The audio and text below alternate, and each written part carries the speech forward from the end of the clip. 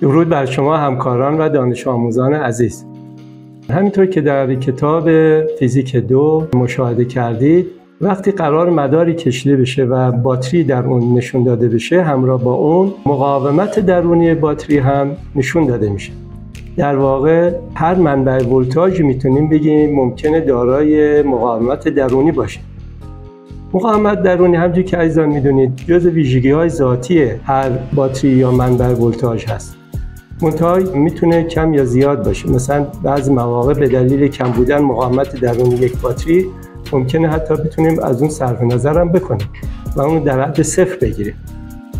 ولی در واقع به طور کلی مقاومت درونی یک عنصر نامطلوب شمرده میشه. چرا؟ چون باعث افت پتانسیل در مدار میشه.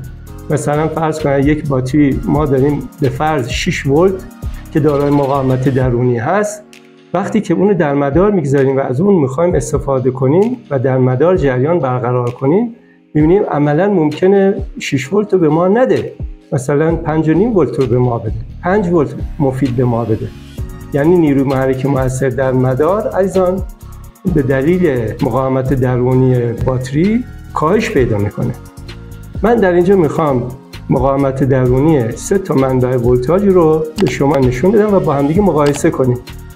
یکی مقاومت درونی این باتری‌های معمولی، باتری‌های پیلای شیمیایی که ما معمولاً ممکنه از اون استفاده کنیم در مدارها، و دیگری مقاومت درونی مبدل‌ها یا اصطلاحاً منبع تغذیه که در آزمایشگاه استفاده می‌کنیم، و یکی هم خود ولتاژ برق شهری رو. خب در اینجا 2 تا ناودونی آلومینیوم می‌بینید.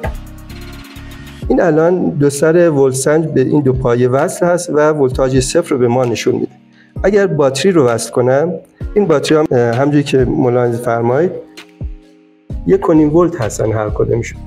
بنابراین 2 تا 1.5 3 ولت رو من نیروی محرکه خواهم داشت. اگر اینجا وصل کنم ملاحظه فرمایید،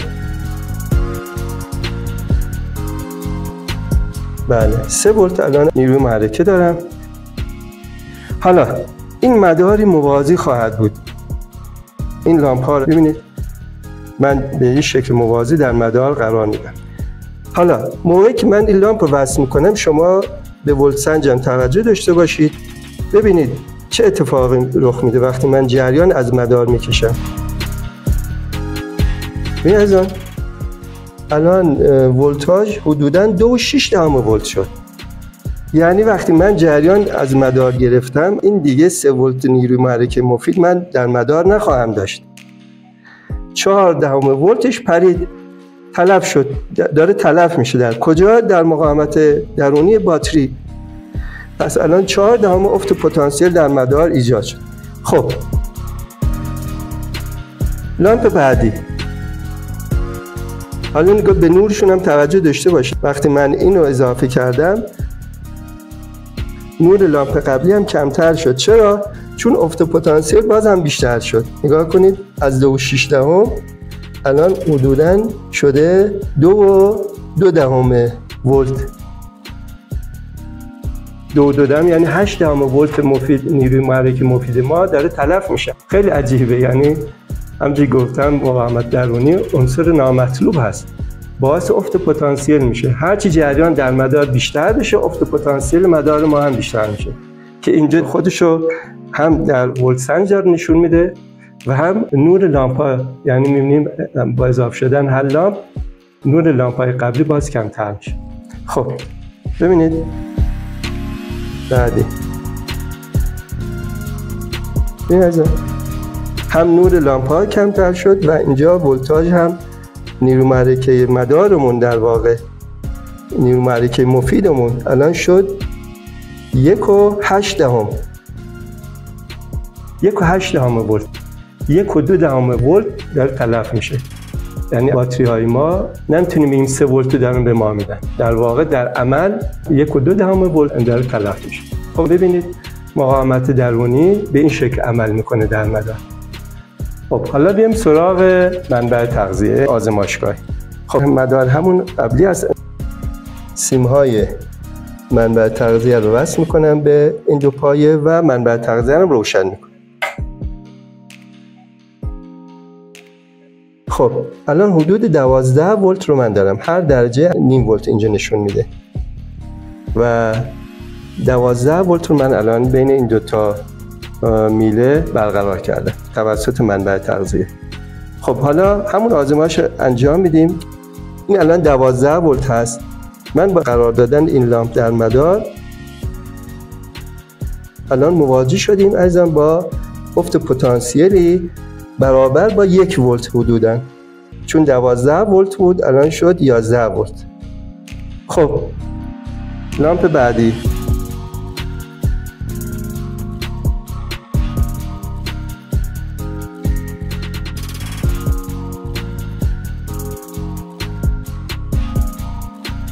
افت پتانسیل خیلی بزرگی ایجاد نشد در واقع. و حالا نگاه کنید الان حدوداً 12.5 ولت شد. خب اگر بخوایم یه مقایسه داشته باشیم بین منبع تغذیه و باتری که در آزمایش قبلی انجام دادیم، در آزمایش قبلی حدود 1/3 نیروی محرکه باتری وقتی جریان برقرار کردیم با ست لامپ تلف شد، از بین رفت. ولی اینجا 12 ولت داشتیم و مداری که الان درست کردیم تقریباً 1.5 ولت تلف شد. خب این نسبت خیلی کمتر از نسبت باتری هست. پس ببینید منبع تغذیه افت ولتاژ کمتری ایجاد میکنه. اما اگر خواسته باشیم مقاومت درونی منبع ولتاژ رو به دست بیاریم خیلی ساده میشه این کاری کرد. یعنی با استفاده از این فرمولی که شما عزیزان میدونید R مساوی با E منهای V بخش بر I میتونیم مقاومت درونی منبع ولتاژ رو به دست بیاریم. خب من الان در همین حالت عزیزان لازم نیست 3 تا لامپ، یه لامپ هم الان برای این آزمایش کفایت میکنه.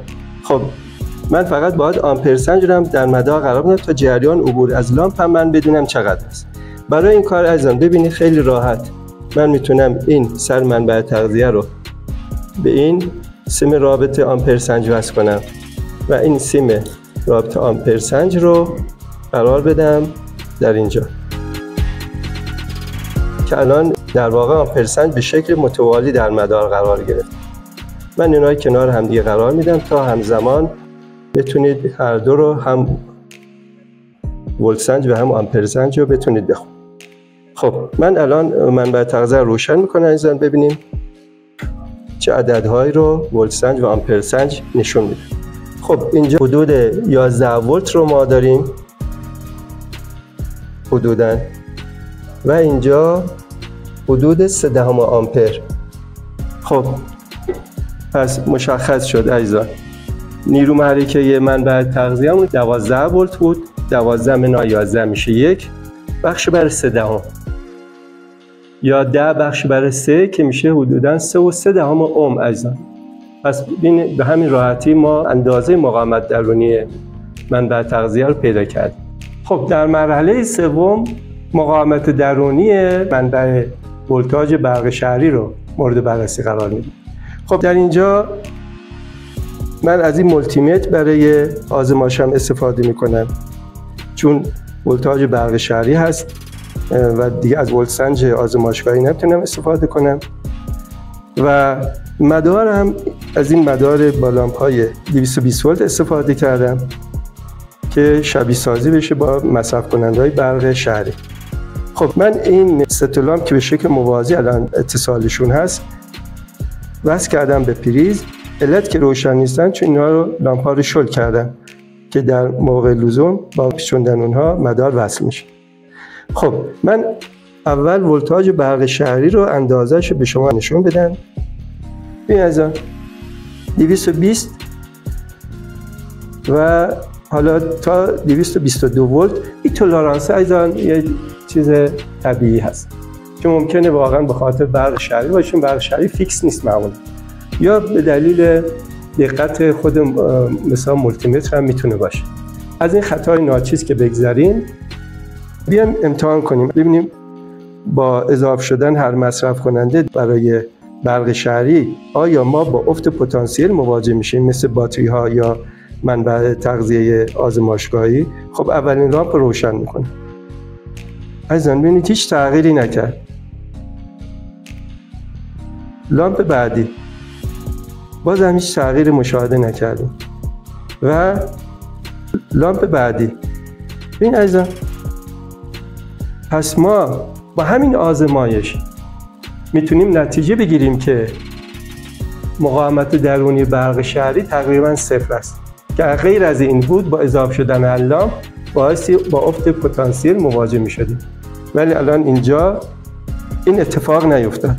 ببینید با وصل کردن ما مواجه با افت پتانسیلی نخواهیم شد.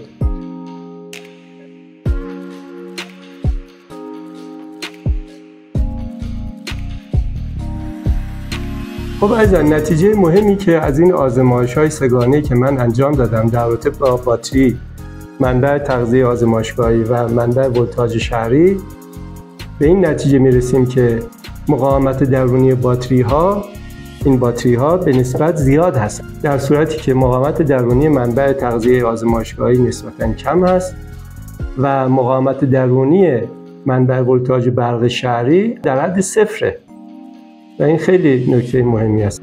خب امیدوارم در کل از آزمایش‌هایی که انجام دادم بهره کافی و لذت برده باشید.